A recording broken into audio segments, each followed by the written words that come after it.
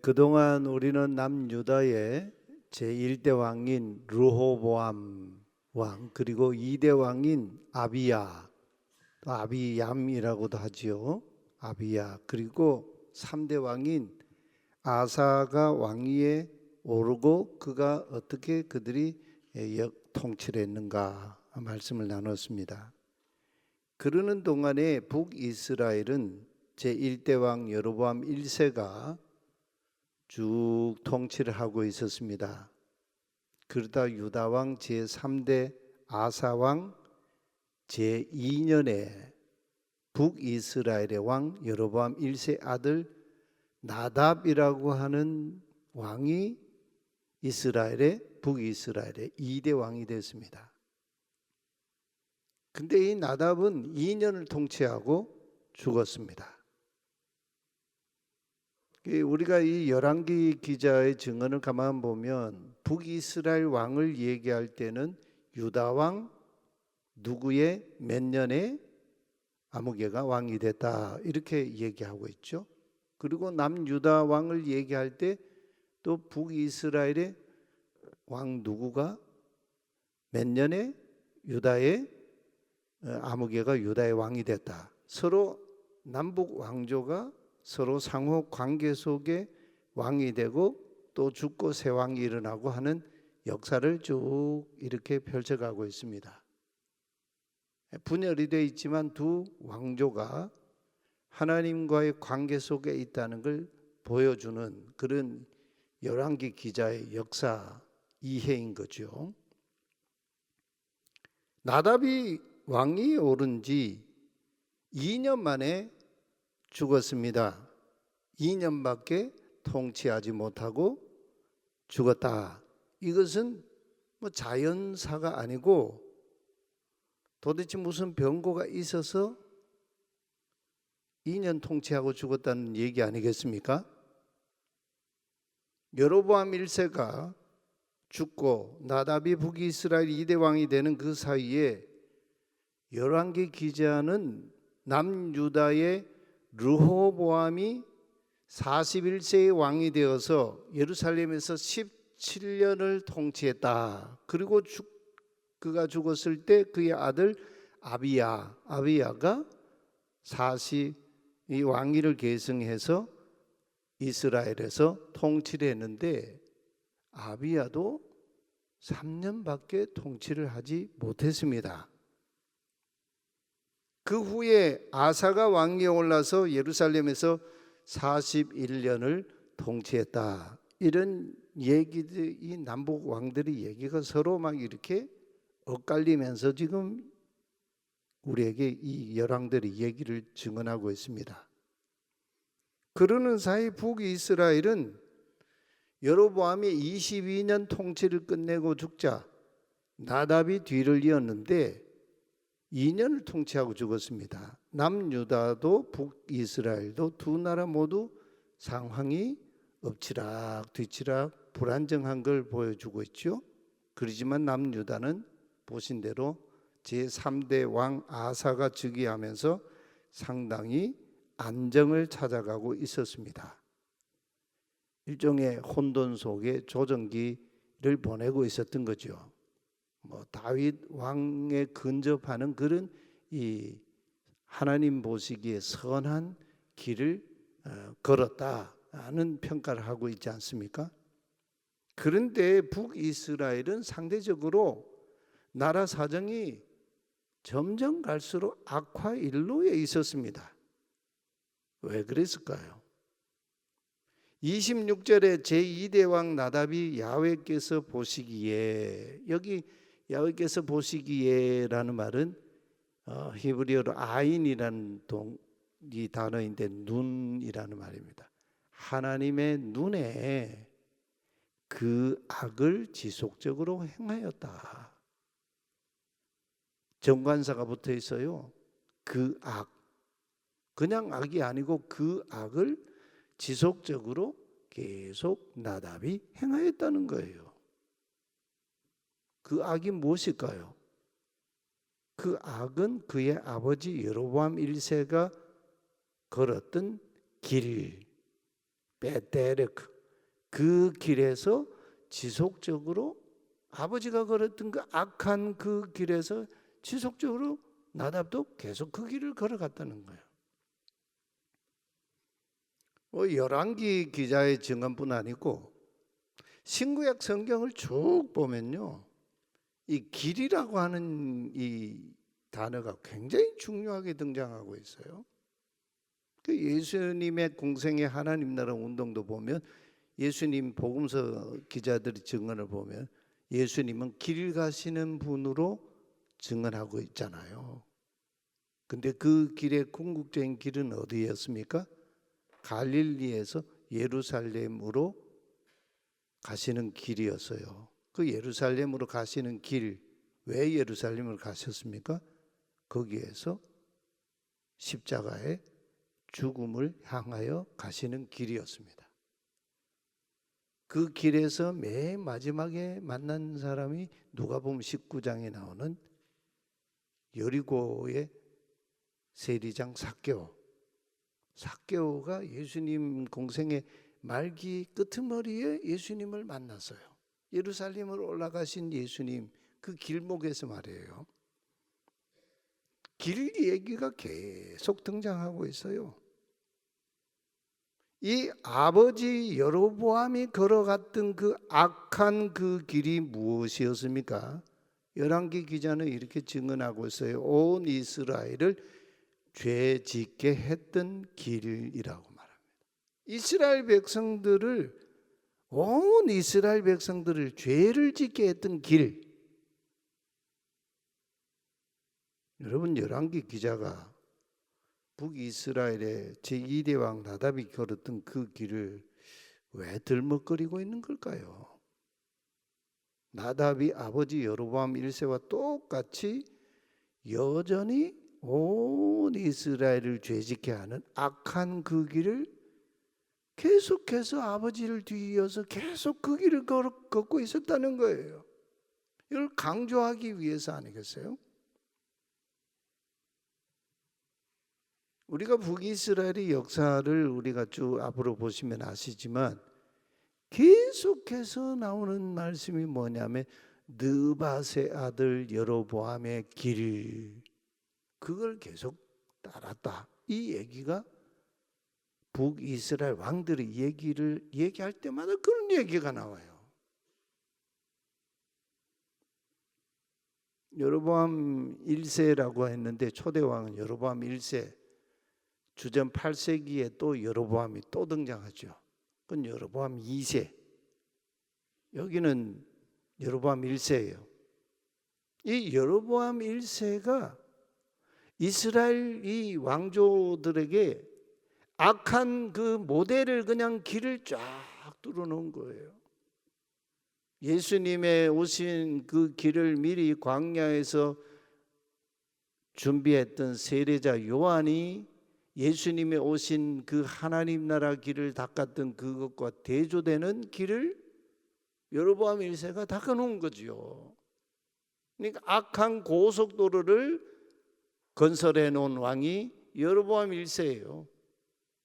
하나님과 엇나가는 그 악한 고속도로를 건설해 놓은 왕이라는 거죠. 그 길을 걸는 사람들은 모두가 범죄하는 길이었습니다. 이러니까 여로보암 왕조가 북이스라엘의 그 첫 왕조가 여로보암 왕조 아닙니까? 근데 남유다는 다윗의 왕조를 계속 끝까지 이어갑니다. 이게 이제 큰 차이점이에요. 북이스라엘은 왕조가요, 굉장히 많이 바뀌어요.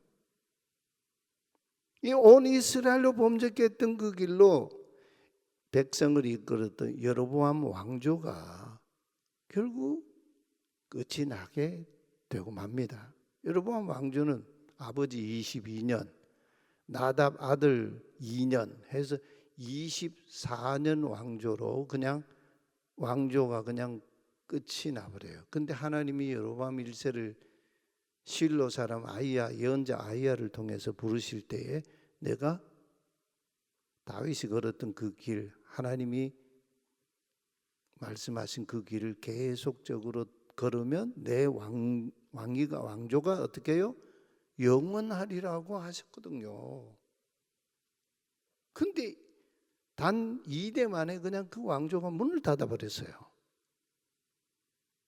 우리나라 과거 역사를 보면 뭐 신라는 1000년 왕조라 그러고 조선은 500년 왕조, 고려도 뭐 500년 왕조 이러잖아요. 그런 거에 비하면 이 이스라엘 역사는 굉장히 복잡한 거예요. 여러분 아버지 뒤를 이어 왕이 된 이 나답 자기 당대에 와서 여로보암 왕조가 역사 무대에서 사라지고 말았다는 건 무슨 이야기일까요? 하나님 나라 관점에서 볼 때 무엇이 없었다는 겁니까? 역사 반성이 없었던 왕이었다는 얘기입니다.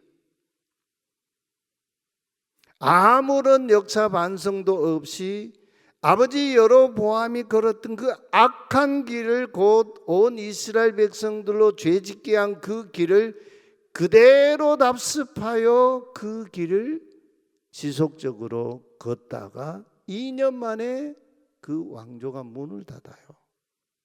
나답이 왕이 된 이후에 말이죠. 그런 결과가 오지 않을 수 있겠습니까? 이걸 예상하지 못했다면 여행을 바란 것 아니고 무엇이겠습니까? 이 권력이라고 하는 게 도대체 어떤 속성 가지고 있기에 사람이 권력을 가지게 되면 이런 이 무지와 이런 이 어리석음에 빠져서 이런 행동을 하고 이렇게 하느냐 말이죠. 왜 사람은 권력을 잡고 나면 역사 반성 없이 요행을 바라듯이 말이죠, 어리석음에 빠지고 마는 것일까요? 이게 지금 북이스라엘의 역사를 가만 들여다보면서 우리는요, 꼭 이걸 읽으니까 꼭 우리나라 역사를 보는 것 같아요. 지금 우리나라의 지금 현재 역사를 보는 것 같아요. 그러니까 대통령이나 뭐 권력이 있는 사람들을 보면 자기 주변에 국무위원들이나 주변에 자기 이 비서들, 이 참모들 좀 이 균형 감각이 있는 사람들을 세워야 되지 않습니까?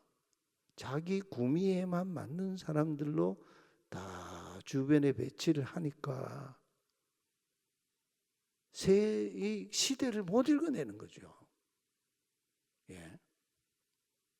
그리고 탐욕만 늘어나고 자기 욕심만 자꾸 채워가면서 왜골수로 빠지는 거죠. 역사 왜골수로 자꾸 빠져드는 거죠. 이스라엘 백성들의 이야기에서는 하나님을 잊어버리고 마는 거죠. 열왕기 기자가 북이스라엘의 초대왕 여로보암 2대 왕 나답, 그리고 여로보암 왕조를 무너뜨리고 바사 왕조가 일어나는데, 이 3대 왕 바사도 바사 왕조지요. 이 두 번째 왕조가 벌써 일어나요. 여기에 오기까지 하나님께서 여로보암 1세는 물론이고 그 아들 나답 그리고 바사에게까지 하나님이 계속 포기하지 않고 품고 계셨던 하나님의 마음이 있었지 않겠습니까? 그게 뭡니까? 오늘 본문에 하나님이 그 이런 말씀을 하셔요. 16장 2절에 내가 너를 지도자로 세웠더니 하십니다. 내가 너를 지도자로 세웠더니, 여기에는 하나님의 마음이 담겨 있는 거 아니에요? 하나님의 기대, 하나님의 뜻이 담겨 있는 거 아니에요? 어디에서 지도자로 세웠어요? 너를 티끌에서 들어 내 백성 이스라엘 위에 주권자 왕이 되게 하였거늘, 이렇게 말씀하십니다. 하나님이 이스라엘의 3대 왕 바사 왕조의 왕인 바사에게 품고 계셨던 하나님의 마음이에요. 여러분, 한 왕조가 무너지고 그 왕이 죽고, 그것도 뭐 정상적으로 죽은 것도 아니고 쿠데타로 살해돼서 죽고 새로운 왕이 이렇게 세워질 때 그 새 왕이 세워지는 그 새 인물도 그냥 뭐 아무렇게나 하다가 왕이 된 거 아니지 않겠습니까? 이 바하사라고 하는 인물은 어떤 인물이었을까요? 최소한 이 사람은 쿠데타로 여로보암 왕조를 무너뜨린 그런 인물인데, 이 바하사는 최소한 여로보암 1세가 통치하던 그 22년과 그의 아들 나답이 통치하던 2년의 통치에 대해서 굉장한 역사에 대한 어떤 이 저항의식이 있었던 사람 아니겠어요? 이 왕이 너무 잘못된 길로 간다, 그 마음을 품고 있었던 사람 아니겠어요? 그러니 쿠데타를 일으키는 거 아니겠어요? 왕이 되고 나면 왜 이렇게 사람들이 어리석고 미련해지는 걸까요? 어리석음의 도가 심해지고 역사에 대해 반성할 줄 모르는 후아무치 않은 사람이 되고 마는 것일까요? 예전에 제가 한두 번 주일 설교에도 그러고 수요 기도에도 말씀을 드렸는데, 우리나라 정치로 빗대면 그래요. 괜찮던 사람도 저기 청와대, 요즘으로 말하면 용산에만 들어가면 바뀐다, 이런 말이 우리나라 이 정치에 이게 그냥 널리 퍼져 있는 얘기예요. 신경심리학자인 이언 로버슨이 승자의 뇌라고 하는 책에서 이런 얘기를 합니다. 권력이라고 하는 것, 권력감은 도파민이라는 신경 호르몬 분비를 촉진해서 뇌의 중독 중추를 활성화시킨다. 그래서 사람이 뇌가 바뀐다는 거예요. 그러면서 이분은 그런 얘기를 해요. 권력은 매우 아주 파워풀한 약물이다, 드럭, 마약이다, 그런 얘기예요. 그래서 사람이 권력을 쥐면 뇌가 바뀐다, 이런 얘기를 하고 있어요. 우리가 보듯이 왜 한국 대통령들의 임기 말이 늘 비극적입니까? 벌써 대통령 2사람이 탄핵이 됐어요. 그러고 나서 또 다음 대통령 뽑겠다고 지금 또 난립니다. 너무 우리나라 지금 이 정치 상황, 우리 국정이요, 너무너무 혼돈스러워요. 거기에다가 이제 극단적인 이념 이데올로기에 빠져가지고 서로 그냥 대립하고 있잖아요. 2006년도에 발표한 1%의 법칙 시민 참여의 양상이라는 그런 논문이 있어요. 거기서 이런 얘기를 합니다. 1%의 극렬한 강경파가 정치를 지배한다. 오늘 이 시대 우리나라뿐 아니고 미국도 그러고, 이 트럼프 대통령이 등장하면서 특히 미국도 그게 더 심화되고 있죠. 하버드 대학교의 교수인 스티븐 레비츠키와 데니얼 지블렛이라고 하는 분이요, 쓴 책인데, 어떻게 극단적인 소수가 다수를 지배하는가, 이런 얘기가 오늘 이 시대의 얘기라는 거예요. 예. 그러면서 이 두 분이요, 뭔 얘기를 하냐면 우리 시대의 민주주의가 한계에 도달했다. 더 이상 민주주의라고 말할 수가 없는 상황에 이르게 됐다, 그런 얘기를 해요. 이게 오늘 우리 시대의 얘기 아니에요? 근데 이 요즘 우리 시대의 얘기인데, 우리는 이걸 성경을 가만 들여다보면 이스라엘 역사가 바로 이런 역사였다는 걸 우리에게 그 실체를 보여주고 있잖아요. 북이스라엘의 여로보암 1세는 물론이고 2대 왕 나답 2년 짧은 통치를 하고 죽었는데 그 이유는 쿠데타로 살해를 당했기 때문입니다. 27절에 쿠데타 반역자 이름이 등장하죠. 그는 이사갈 지파 아히야의 아들 바사였다. 바사. 이 바사가 나답 왕과 온 이스라엘 군대가 블레셋 사람들의 도시인 기브돈을 공격하러 나가는 전쟁하러 나갔는데 전쟁하러 나갔던 이 이스라엘의 군대에 이 바사라고 하는 인물이 모반을 한 거지요. 여러분 블레셋과 전쟁하러 나갔다가 바사가 공격의 방향을 바꾼 거예요. 누구를 공격했습니까? 자기 나라의 왕 나답을 공격을 했습니다. 그래서 왕을 그냥 살해해서 죽여버린 거죠. 싸워야 될 사람과 안 싸우고 자기 왕과 맞서서 왕을 그냥 살해해버렸어요. 로마의 황제들, 1세기의 로마의 황제들도 뭐 살해, 쿠데타 뭐 황제들이요, 뭐 세계의 권력을 다 거머쥔 황제들이 비참하고 참혹하게 죽은 황제들이 한둘이가 아니에요. 예.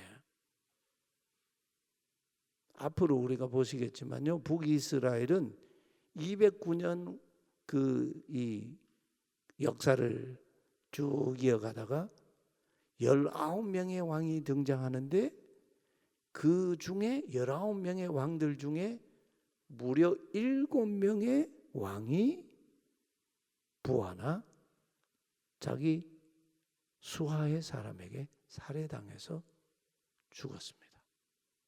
얼마나 비참한 참담한 역사예요. 나답이 그 첫 번 왕이었습니다. 열왕기 기자는 북이스라엘의 제2대 왕 나답의 죽음 이후로 무엇을 지적하고 있습니까? 그의 아버지 여로보암 1세가 온 이스라엘로 죄짓게 했던 그 길을 그대로 답습했기 때문이라고 합니다. 그래서 쿠데타로 이스라엘의 왕이 된 바사는 어떤 길을 걸었을까요? 하나님은 바사에게 그래도요 기대를 걸었어요. 여로보암 1세의 22년 통치와 그 아들 2년 나답의 2년 통치에 많은 문제의식을 가지고 저항의식을 가지고 이 왕조는 더 이상 끌면 안 된다고 생각하고 그 왕조를 그냥 역사에서 문을 닫게 했던 이 바사에게 하나님은 기대를 했어요. 근데 바사가 하나님의 기대를 저버려요. 28절 우리 같이 한번 읽어보겠습니다. 유다 임금 아사 셋째 해에 바사가 나답을 죽이고 그를 이어 이스라엘의 왕이 되었다. 그래서 수도 디르사에서 이 바사가요 24년을 길게 통치했는데, 근데 이 바사가 24년 통치하는 동안에 유다 왕 아사와의 사이에 늘 전쟁이 있었다. 우리 지난 시간에 바사 왕이 남유다의 아사 왕과 전쟁하다가 아사 왕이 어디에 원군을 불렀습니까? 저 시리아 아람의 왕 베나닷에게 자기 성전의 은금과 자기 왕궁의 곳간의 은금을 뇌물로 갖다 주면서 군사 동맹을 맺어가지고 북이스라엘을 치게 하죠. 그러니까 이 남북 왕조 이거 티격태격하다가요 결국은 남왕국의 그 아사 왕이 북이스라엘을 치기 위해서 외세를 끌어들여요. 그러니까 이 나라가 지금 어떻게 돼가고 있는 겁니까 이게? 그 열왕기 기자는 34절에서 이렇게 밝힙니다. 15장 바하사는 야훼께서 보시기에 야훼의 눈에 그 나쁜 짓을 저질렀다. 곧 여로보암의 길로 이스라엘을 죄짓게 했던 여로보암의 길로 지속적으로 그 길을 걸었다 합니다. 열왕기 기자는 그래서 16장에 가면 북이스라엘을 그 이후에 통치했던 5 왕들을 쭉 열거하는데 그 왕들 중에 북이스라엘 역사상 가장 중요했던 왕들 오므리 왕과 그의 아들 아합 왕의 얘기를 해요. 얘는 또 오므리 왕조죠. 오므리 왕조. 이 오므리 왕조가 중요하다는 얘기는 이들이 북이스라엘과 남유다에 선한 영향을 끼쳐서 중요하다는 게 아니고 가장 악한 영향력을 끼친 악한 왕조였다는 의미에서 중요한 그런 왕조였어요. 오므리 왕조는 북이스라엘뿐 아니고 남유다에도 아주 나쁜 악한 영향을 끼친 왕조였습니다. 반역이 하나님에 대한 반역이 얼마나 심했는가를 보여주고 있죠.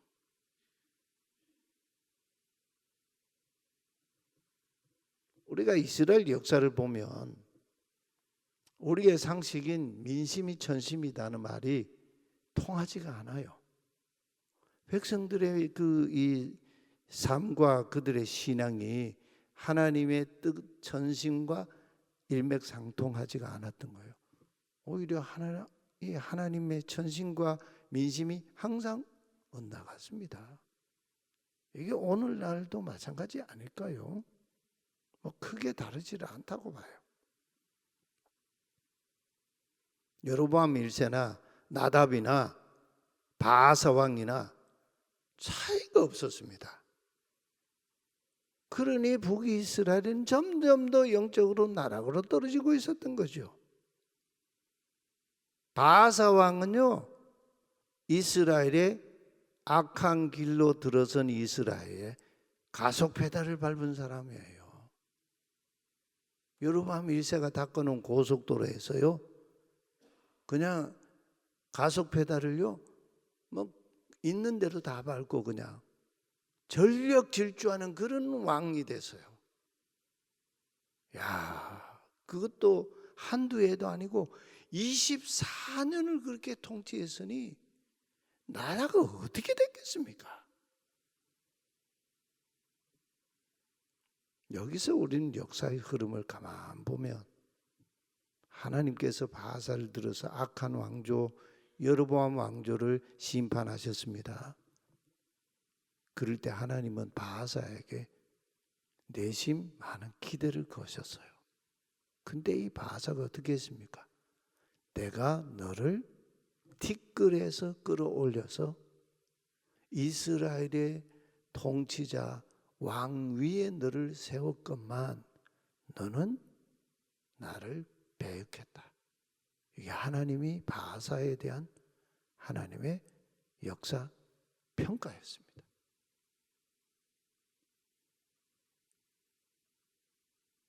얼마나 가슴 아픈 얘기예요.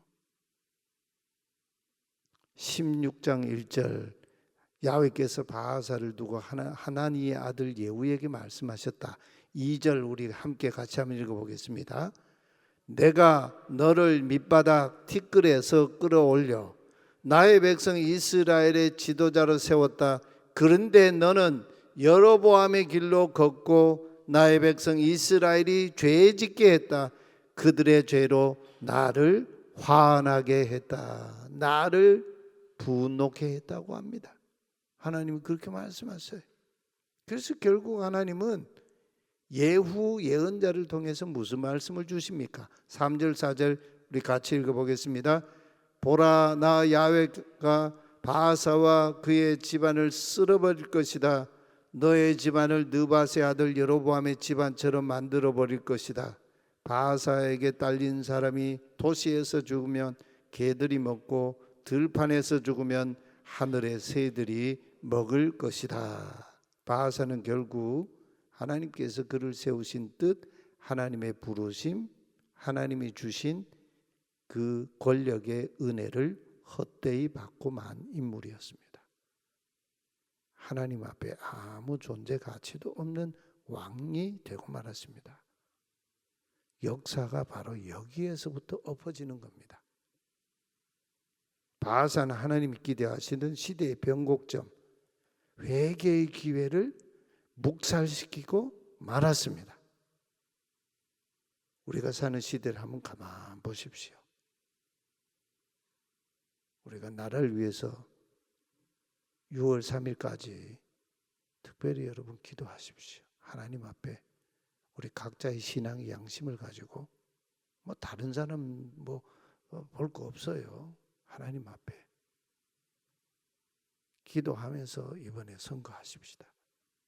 성경 시대처럼 하나님 말씀이 역사 속에서 말씀 그대로 오늘 우리 시대에도 다 성취되고 있지 않습니까? 우리의 역사의 민낯 속에 하나님 말씀이 말씀 그대로 성취되는 걸 우리에게 보여주고 있지 않습니까? 사도 바울이 고린도 교회에 보낸 편지에서 이런 고백을 하지요. 그런데 맨 마지막에 만삭되지 못하여 난 자 같은 나에게도 부활하신 주님이 나타나 보이셨습니다. 부활하신 주님의 현현을 다메섹 도상에서 사울이 주님을 핍박하러 가던 그 길에서 만나지요. 반역의 길 한복판에서 주님을 만납니다. 그래서 주님을 핍박하던 자가 방향이 바뀌어가지고 180도로 주님의 길을 뒤쫓는 사람으로 바뀌죠. 그런 자신을 두고 바울이 이런 고백을 하죠. 나야말로 사도들 가운데 가장 끄트머리입니다. 아니 사도라고 불릴 만하지도 못한 사람입니다. 하나님의 교회를 핍박했기 때문입니다. 그러나 하나님의 은혜로 나는 지금의 내가 되었습니다. 나의 나 된 것은 하나님의 은혜입니다. 그리고 나에게 베푸신 하나님의 은혜가 헛되지 않았습니다. 바울과 같은 이 고백을 우리가 할 수 있었으면 더없이 우리 인생은 복된 인생 아니겠습니까? 그래서 디모데 죽기 전에 디모데 후서에서 바울이 이런 고백을 하지요. 내가 선한 싸움을 싸우고 달려갈 길을 마치고 믿음을 지켰다. 그러면서 뭐라 그럽니까? 내가 이미 주님께 관제와 같이 다 내가 내 생애를 다 벌써 부어 드렸다고 하죠. 그래서 이제 내게 남아있는 것 의의 면류관이 나에게 남아있다고. 나에게만 아니고 주의 나타나심을 사모하는 모든 자에게도니라. 바울이 우리에게 남긴 오늘 여로보암이나 나답이나 바하사나 남유다의 왕들 르호보암 왕이나 아비야 왕이나 그리고 아사 왕은 그래도 다윗의 길을 쫓으려고 애썼던 그런 이 선한 왕이었죠. 이들 왕들의 이 길을 보면서 우리가 우리 자신을 한번 돌아보는 그런 시간이 되었으면 좋겠습니다.